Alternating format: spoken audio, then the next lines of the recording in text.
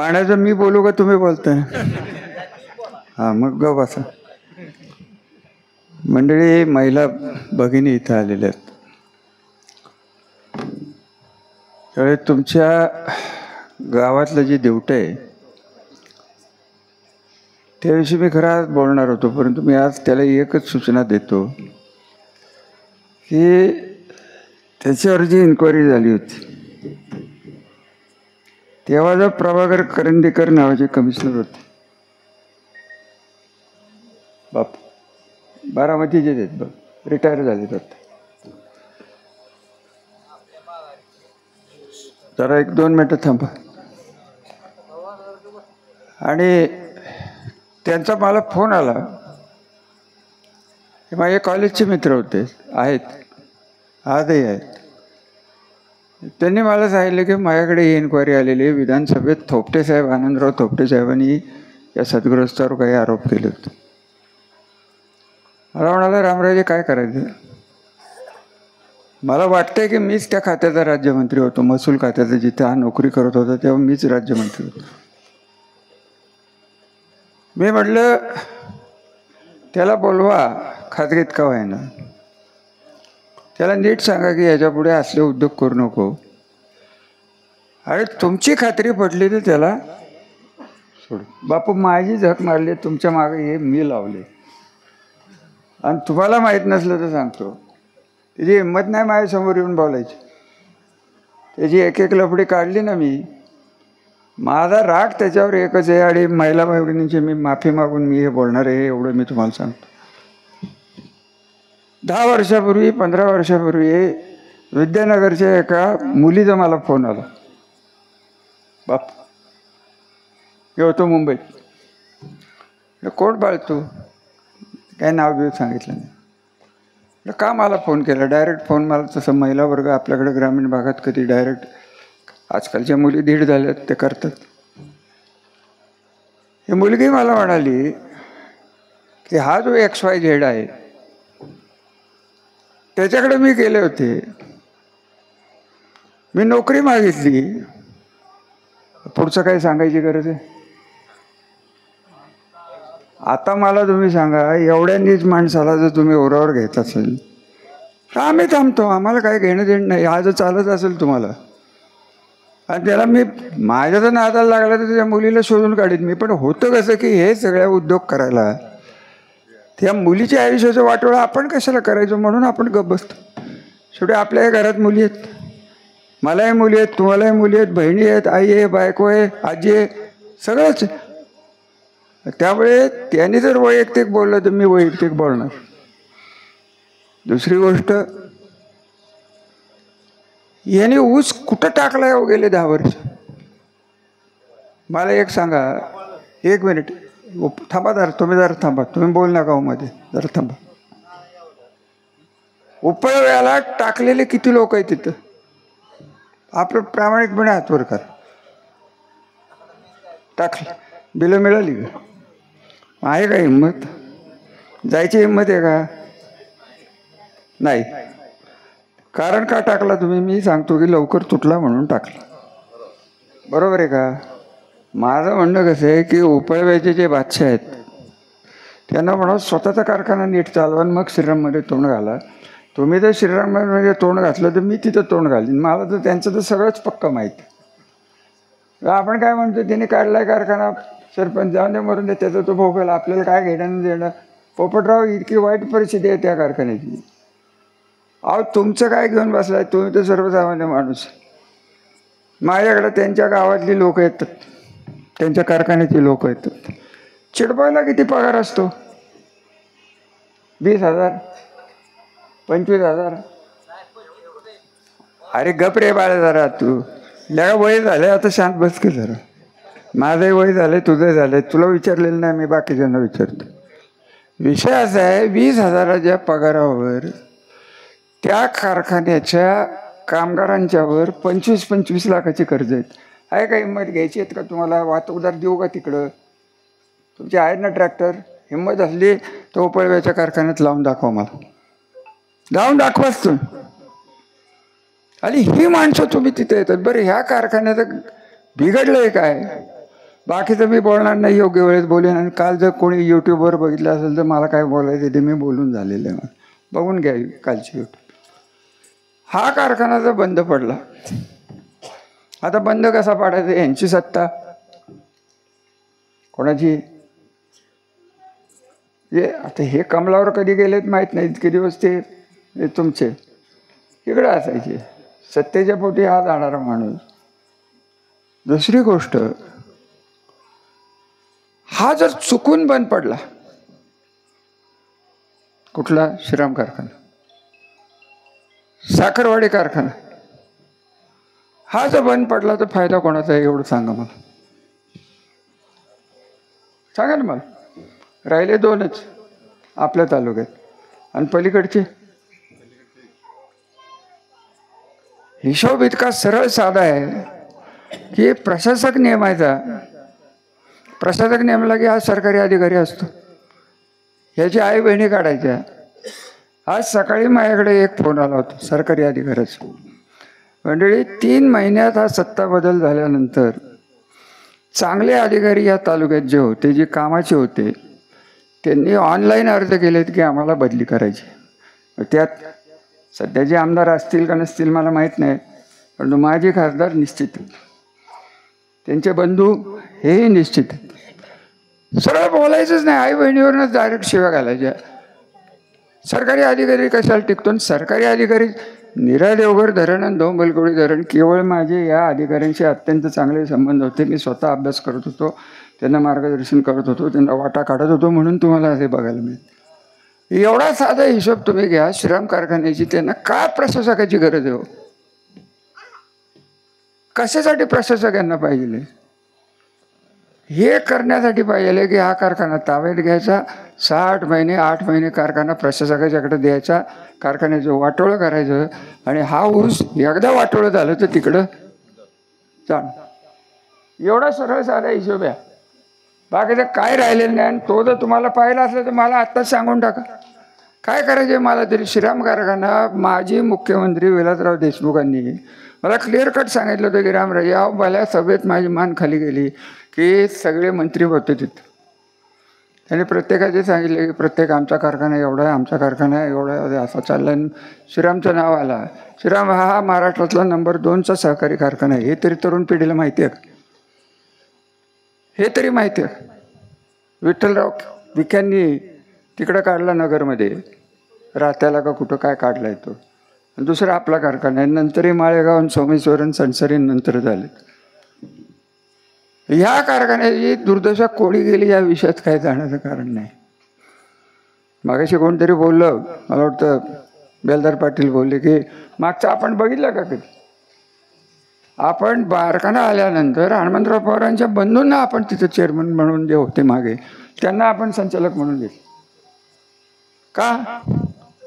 आम्हालाही राजकारण करता आलं असतं, त्यांच्या मागे भोंगे लावता आलं असतं, त्यांच्या मागे सगळं कारखान्याचं उचकटून काढता आलं असतं. केलं आपण. आपण मार्गाला लागलो की आपल्या आजोबांनी काढलेला कारखाना आहे, आपल्या स्वतःच्या पैशाचे कारखाने आहेत. आणि त्यात हनुमंतराव पवारांचे वडीलही होते. तुम्हाला माहीत नाही हा तरुण पिढीला इतिहास. 3 कोटी रुपये जमा होत नव्हते. 3 कोटी. आता तहसीलदाराचा शिपाई 3 कोटी खातोय.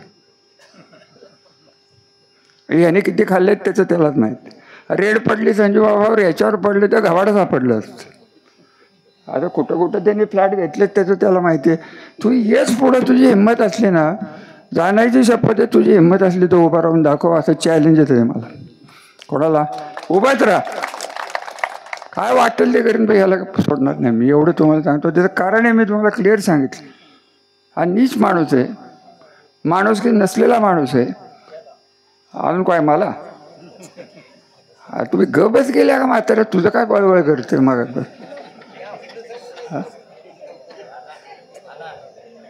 मगच बस ना माझ्या बघतो जरा गबच. विषय असा आहे, संध्याकाळची वेळ आहे, मलाही कळते. इतका येडा नाही आहे, 30 वर्ष यांना बघितले. अरे त्याला माझ्या पद्धतीने बोलल्यावर एक 10 मिनिटं तरी मला बोलून दे की बाबा. त्यामुळे ह्या माणसाच्या नादाला लागून तुमच्या गावाचं भलं होणार नाही. आणि तुम्हाला एक माझ्या माहिती आहे का? तुमच्या गावाचा खातेदार मीच आहे, माहिती आहे तुम्हाला. ही येत नाही. तुला माहिती आहे म्हणजे तू 7 बारा बघितले असशील. ज्या तोंडण त्यांनी केली ना तर मीच घर बांधून इथं राहिलं येतो. मग काय करशील? मग काय करू? बापू तुलाही गप करीन, आधीच सांगतोय. माझ्या पद्धतीने चालायला लागेल. इथे करू का बेलदार पाटील? 14 एकर जमीन आहे माझी माग. काय करायचं आपल्याला? बरं आहे आपलं खोकं 100 वर्षाच्या जुन्या घरात राहतोय. तुम्ही येताय जाताय, सगळं घर तुमच्या. अहो या सामान्य माणसाला माहीत नाही, माझ्या घरात एवढ्या मोठ्या घरात मला फक्त एक झोपायला बेडरूम आहे. बाकीच्या सगळीकडे स्वयंपाकघरात जाऊन जेवून येणारी मंडळी येतील. खरं आहे का खोटे? आहे की नाही? यांना माहीत नाही. ते याच्या घरी जाऊन दाखवता का कॅमेरे ना? ते पापं केले की कॅमेरे लावायला लागतात. पापं केली ना की कॅमेरे लावायला लागतात. माझ्या घरात आहेत कॅमेरे. आता काय सांगू का तुला? माझ्या घरात जर कधी आला उद्या एंट्री केली आहे दरवाज्यातनं की तिथे एक आरशाचं पार्टिशन आहे. थांब रे दार, थांबा बा. यावर लिंब सापडतात म्हणून मी कॅमेरे लावले. हे करणारे कोण? बोलू आता. अहो हे सगळं तुमच्यासाठी सहन करतोय मी. मला काय होत नाही. शंकर महाराजांचे, माझ्या आईवडिलांचे, माझ्या घराण्याचे, पूर्वजांचे मला आशीर्वाद आहेत. लिंब ठेवा, टरबूज ठेवा, केळी ठेवा, अंडी ठेवा, काय ठेवायचं ते ठेवा, पण मी तुम्हाला ठेवणार नाही हे पक्क. जाधव तरुण मंडळींचं मला मनापासून स्वागत करायचं आहे. माझ्याकडं अन्याय हा मला सहन होणारी गोष्ट नाही. इथं गटबाजी इतकी झाली, एकतर्फी सत्ता होती. इथं गावाचं आणि तालुक्याचं मी स्पष्ट बोलतो. मला कोणाचंच नाव घ्यायचं नाही गावातल्या पुढाऱ्यांचं. तुम्ही स्वतःची मनं आणि स्वतःबद्दल तुमची असलेली एकमेकाची जी चढावड चालली ती बंद करा 5 वर्ष. त्याशिवाय ती होणार नाही. सर्वसामान्य माणसाला डोळ्यासमोर ठेवून आम्ही 30 वर्ष झक मारली, तुम्ही 5 वर्ष 30 झक मारा. याचं काय झाल्यावर मग ते त्याचं हे प्रत्येक गावात 2-2, 3-3 गट आपण सांभाळले. का सांभाळले? वाद नको, हे नको, ते नको. हे कुठलं पिल्लू आणलं आहे? तुम्हीच वाढवले. आता 19 ते 24 कोण खासदार होतो? मी होतो. तो होता ना कोण? आमचाच पिल्लू. आमचा बापू तुझा असेल, माझा नाही. निळकंठराव जाण्याची नंतर फक्त इंदिराबरोबर माझे संबंध होते. पुढे ते घरच माहीत नाही मला. पुढं काय झालं त्या घराचं मला माहीत नाही. आणि यांना तर मी कधी ओळखते नाही, ओळखणारे नाही. आणि पुढे जरी आले तरी ओळख दाखवणार. ती एक वेगळा विषय, त्याच्यावर मला बोलवा, फक्त निंबाळकर बोलवा, सगळंच सांगतो. काय त्याला अर्थ राहिला या वागण्याला? अहो प्रत्येक ठिकाणी नीरा देवगडला डोंगरात फिरलो मी, धरण बांधलं मी, आणि म्हणतो मी केलं. अरे तू काय केलं बेटा? धरणच झालं नसतं तर कालवा निघाला असता का? आला असता का पाणी? आज जे तुम्हाला कालवा दिसतोय तो कापडगावरनं पुढे येणार आहे. काल मला कळलं की टेंडर होणार आहे, फलटणपर्यंत येणार आहे. आता तुमच्या प्रश्नाकडे मी वळतो. 2009ला तुम्ही वीरमध्ये आपण साधारणतः हे पाणी सोडलं. कुठं? नीरा देवगडचं. वापरलं कोणी बापू? तुम्हीच वापरलं. माझ्या समजुतीने 3 ते 3.5 TMC पाणी या कालव्यामधनं जाईल. हे तुमचं कमी होणार. पहिली गोष्ट. कुठलं? हे 36 गावचं. हे कमी झालं तर ह्या तालुक्यात हे झाल्यामुळे, बलकवडी आल्यामुळे 20 लाख टन ऊस लागलाय. मी जेव्हा हनुमंतरावच्या काळात बघत होतो 6 ते 10 लाख टन ऊस होतं. जास्त ऊसच नव्हतं. हा 20 लाख टन ऊस कमी झाला तर कारखाने चालतील. अजितराव हे नीट लक्षात घ्या. मी तुम्हाला गावच्या पुढाऱ्यांना का सांगतोय की हे वाढून ठेवले. नीरा देवगडच्या पाण्यावर ह्या बाबाचं अलग लक्षात. मी नाव घेते, माझी जीभ मला पॅरालिसिस होईल म्हणून मी नावही घेते. झटका बसेल मग. सांगोल्याला पाणी द्या म्हणते. काय घेणं देणं आम्हाला? सांगोल्याला 5 ठिकाणावरनं पाणी येते दीपकराव. आत्ताच्या घटकेला सांगोल्याला दुष्काळात पाणी सोडणारा मी सोडलंय सांगोल्यात पाणी. ना माझे पुतळे तिथं जाळत. हा मंडळी काय चाललंय तुमचं? तुम्हाला तरी कळतंय का? आज तुमचं पाणी गेलं तर काय होणार एवढं सांगा मला. श्रीराम कारखाना बंद पडला तर माळेगावच्या पाया पडायला जाणारच. जुन्या मंडळीने अनुभव घेतला असेल. जेव्हा गरज असते तेव्हा माळेगाव आपल्याला मागतो, आणि जेव्हा ऊस तिकडं असतो तेव्हा 400 ते 500 रुपयांनी कमी दराने देतो. खरं आहे का कुठे आहे ना? हे करायचं आहे का नाही करायचं आहे का, ह्या गजड्याच्या मागे लागायचं हे तुमचं तुम्हाला ठरवायचं आहे. आम्ही माझ्यापुरतं मी तुम्हाला क्लिअर सांगतो, अगदी क्लिअर. मी आहे तोपर्यंत असली कुत्री घाणेरडी तालुक्याच्या राजकारणात काय झालं तरी येऊन देत नाही. मोदी साहेब आले तरी मी त्यांना तेच सांगेन की साहेब एवढा तालुका सोडा, तुमच्याबद्दल मला आदर आहे, प्रेम आहे, सगळं आहे, परंतु तुमच्या हाताखालची जी लोक इथं आहेत त्यांचं आमचं काही जमणार नाही. आत्ताही मी फोन करून, आत्ताचे सभापती उद्या आपल्या जिल्ह्यात तालुक्यात येणार आहेत, मल्हारराव होळकरांची उद्या जयंती का पुण्यतिथी काहीतरी आहेत. फोन करून सांगितले की साहेब तुम्ही कुठं आहात? शेवटी विधान परिषदेचा मी सदस्य आहे, मी स्वतः सभापती होतो, तर तुमचं आमच्या तालुक्यात स्वागत करणे हे माझं कर्तव्य आहे. प्रोटोकॉल असतं. सभापतीपद हे फार मोठं पद आहे. सुदैवाने मला मिळालं. तुमचे आशीर्वाद त्यात होते, पवारसाहेबांचे होते, अजितदादांचे होते.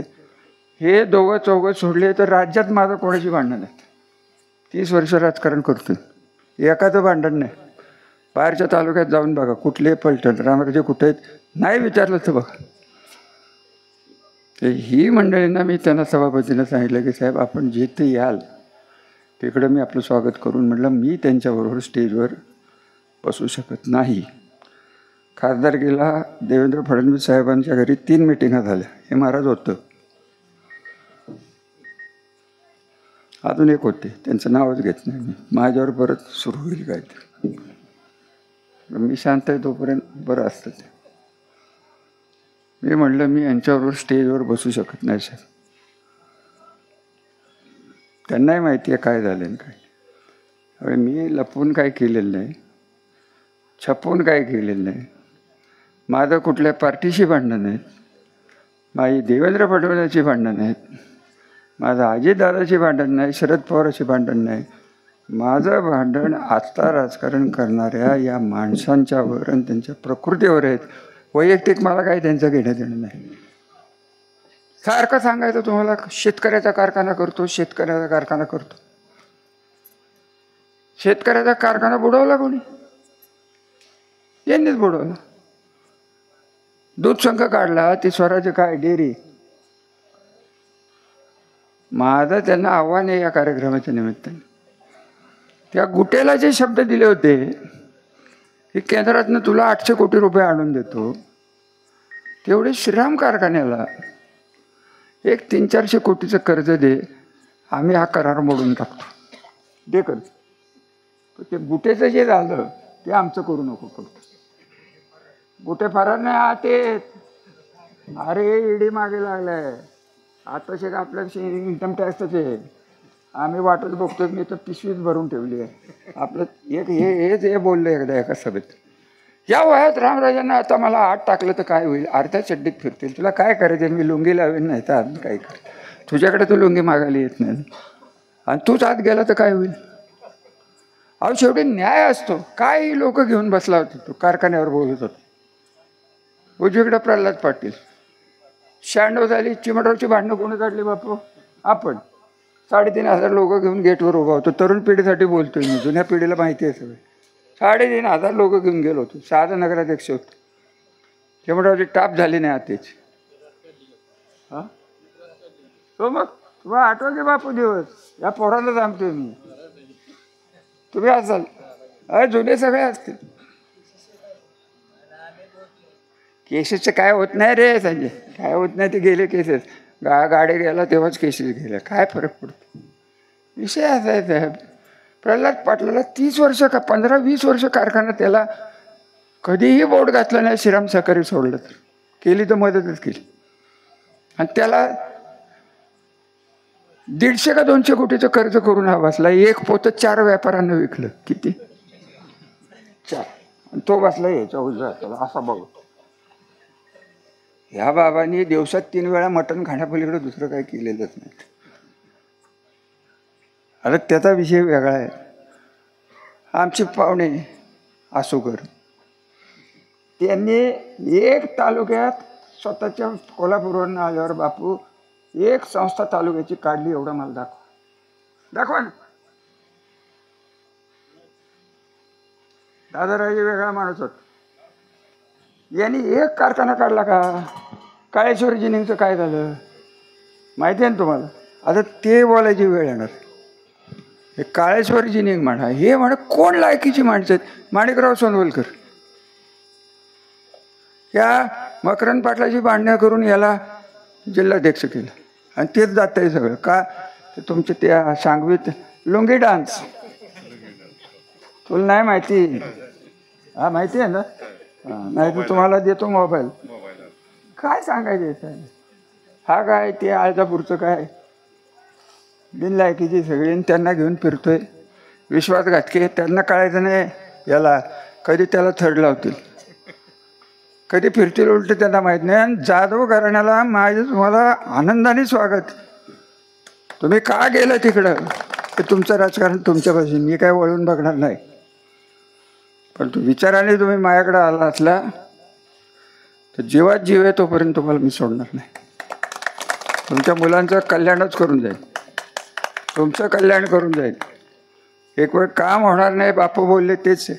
मी चिडलो तर बापूला बोलतो. बापू हा जुना माणूस आहे म्हणून मी बोलतो. नवीन मंडळींना माझ्याकडं गरीब माणसाला मी काय बोलत नाही. म्हणजे बापूचं ते फार जुनं नातं. त्यामुळे ह्या सगळ्या गोष्टीचा विचार करून आज सारखं चाललंय. हा फुटला, तो फुटला, तो फुटला, तो उठला, तो गटला. आज आमच्याकडेच इन्कमिंग सुरू झाले. सावध राहा फक्त, ही सुरुवात आहे. ही वादळापूर्वीची शांतता होती. वादळ जवळ आले. पैसे आणि सत्ता आणि प्रशासकीय अधिकाऱ्यांना धरून केलेली दहशत लोक ज्या दिवस सहन करत नाहीत. इथं बरडचं कोण आले नसेल बहुत. बऱ्याच वर्षापूर्वी बरड गावात एक हातभट्टीवाला होता पोपट. इतकी मस्ती त्याला, मला आठवतंय की अख्खं गाव एकत्र झालं आणि त्याला खलास केलं. अख्खं गाव. याच्यात काय समजायचं ते समजा. काड्या घालायचा काय प्रश्न करू नका. हा कालवा समितीला येऊन बसला. 100 एकराचं पाणी टाकतोय 25 वर्ष पिंपरतच्या भागात. कुठे आहे तो जीवन बघत? हाय ना, फोडायचं का? पाण्याचं उत्तर पाहिजे ना कोणाला. पहिलं ते फोडा. मग फोडायचं तर इथं बोल नका, तिथं बोल. तिथं जाऊन बॉल फोडून परत ये, मग मी वाट बघतो तुमची. 100 भोकच पाडले कॅनल. आणि जमीन कोणाच्या नावावर आहे? थातूर मातूर मजुरांच्या नावावर. हे आम्हाला माहीत नाही वाटतं का याला? अरे तुला सहन केलाय बेट्या, आमची सहनशक्ती संपली. बापू तुम्ही बोलला ते करेक्ट. माझे खासदाराचं काय करायचं ते बघू आपण. थांबू. आपल्याकडे काय होतं बापू? 91 इलेक्शनला काय होतं आपल्याकडे सांगा की मला. काय होतं कांतीला? अरे तिथनं सुरुवात करून यांना चेचून जाऊ एवढं मी तुम्हाला शब्द देतो. मी त्यांना एकच सांगितलं फक्त, वयाच्या मानाने आजकाल जास्त फिरता येत नाही. त्यामुळे काय तुम्ही म्हणाल काय फिरता येत नाही, ते तर सारखं घराघर फिरते. ते 30 वर्ष त्याचा माझा त्याचं फिरणं म्हणजे वेगळे. 4 कोटीच्या गाडीतनं फिरतोय मी. आपलं बाबा कर्ज काढून घेतली त्याच्यातनं फिरतोय. त्याच्यानं माझ्या वयात 30 वर्षाचा फरक आहे. माझ्या डोक्यात जे विचार येतात ते तिच्या डोक्यात चांगले विचार येऊ शकणार नाहीत. लिंबू टाकणं वगैरे या गोष्टी इथपर्यंत ठीक आहे दादा सर. ठीक आहे, लिंबाचा माझ्यावर काही परिणाम होत नाही, काय होत नाही. बऱ्याच जणांनी प्रयत्न केले. तुम्हाला सांगू का, माझं गेट आहे ना तिथं आता ते वडाचं झाड की नाही माहीत नाही मला. मागं होतं माग कुंभार, तिथंच दर अमावस्या लिंब असायची. या सगळ्यातनं बाहेर पडलो. तुमचा विश्वास असेल नसेल, मी शंकर महाराजाचं बघतोय. माझं वाटोळं कोणच करू शकत नाही. श्रीरामाचे आमच्या घराण्याला आशीर्वाद आहेत. आम्हाला काय अयोध्याला जायला लागत नाही. आमचा राम आहे. आमच्या रामाचे आशीर्वाद म्हणजेच अयोध्येच्या रामाचे आशीर्वाद. आणि खरं सांगायचं तर त्या मूर्ती तुम्हाला माहीत नाही, इतिहास अहिल्यादेवींनी पाठवलेल्या मूर्ती आहेत. सगुणा माता आमच्या पूर्वज ज्या होत्या की ज्याला अख्ख्या तालुक्यातला माळी समाज जेव्हा पाऊस पडत नाही तेव्हा दुधाचा अभिषेक आमच्या स्मशानात होतो पाण्याचा. तेव्हा पाण्याची एक श्रद्धा आहे. त्या मूर्ती जोपर्यंत आपल्याबरोबर आहे तोपर्यंत या काळवटलेल्या डागाळलेल्या हलकट किती शिव्या घालायच्या, तुम्ही आल्यामुळे माझं तोंड बंद झालं आहे असं होऊन बसलं. मला काय तसं ते बोलायला किती वेळ लागणार आहे, परंतु ते आपल्याला काय त्या लेवलला जमायचं नाही. बापू तुम्ही ज्येष्ठ आहात, तुम्ही उदार मनाने सांगितलं की 4 पावलं मागे, फार आनंदाची गोष्ट आहे. मी 2 गोष्टी आज या कार्यक्रमातून घेऊन जाणार आहे. ही तरुण पिढी जी आपल्याबरोबर नसते असं समज आहे. मोबाईलवर त्या तरुण पिढीचं काय चाललं आहे हे मी 1 तास रात्रीचं बघत असतो आणि मगच झोपतो. अजितराव लक्षात घ्या, तुम्ही झोपत असाल 10 वाजता, मी झोपतो 12 वाजता. सगळं बघत असतो, उत्तर देत नाही मी, चालतंय काय ते बघत असतो. सांगायचं तात्पर्य हे जाधव घराण्यांची ना आपली जास्त जेव्हा संबंध येतील तेव्हा त्यांना मी निश्चित विचारणार आहे की बाबा आमचं काय चुकलं होतं आणि त्याच्यात काय देखणं आहे. नाक तर चपटच येते काय त्याच्याकडे, तुम्ही असा माणूस येतोय असं असं असं करत करत करत काय तुम्ही. हे बघा तुम्ही लोक, मी आता ही बघितली ही वस्ती पहिल्यांदाच बघितली. बापूंना काय म्हटलं, अरे चांगली सधन लोक आहेत की. आपला पहिला शब्द काय होता, काय तुम्हाला पैसे देऊन देऊन देणार आहे, आणि ते पापाचे पैसे आहेत, हे साधे पैसे नाहीत, शापाचे पैसे आहेत. हे शाप घरात घेऊ नका. एक वेळा आम्हाला घरी बसवा, आमचं काय म्हणणं नाही, आम्ही काय कोणाचं नुकसान केलेलं नाही करणार नाही. आमच्या घराच्या संस्काराप्रमाणे आम्ही 3ऱ्या पिढीत मालोजीराव नाईक निंबाळकरांच्या बरोबर त्यांच्याकडे बघून, शिवाजीरावांच्या बघून, माझे वडील बापूसाहेब महाराज तुम्हाला माहीत असतील नसतील मला माहीत नाही, आणि जाणायची शपथ घेऊन मी तुम्हाला सांगतो की मी नेहमी म्हणतो हे आमच्या कुटुंबाकडनं झालं तर सोनं होतं, आम्ही तुमचा कोळसा करणार नाही. जाधव घराण्याचं परत एकदा स्वागत. आपण एवढ्या मोठ्या संख्येने आलात त्याबद्दल आपले आभारी. आणि या तरुण पोरांना माझी एक विनंती आहे की आता लवकर जेवायला वाढा आणि जाऊन द्या. चला, आणि तो ड्रॉइंग आला कुठे, त्याला घेऊन ये रे, तू ये रे बाबा.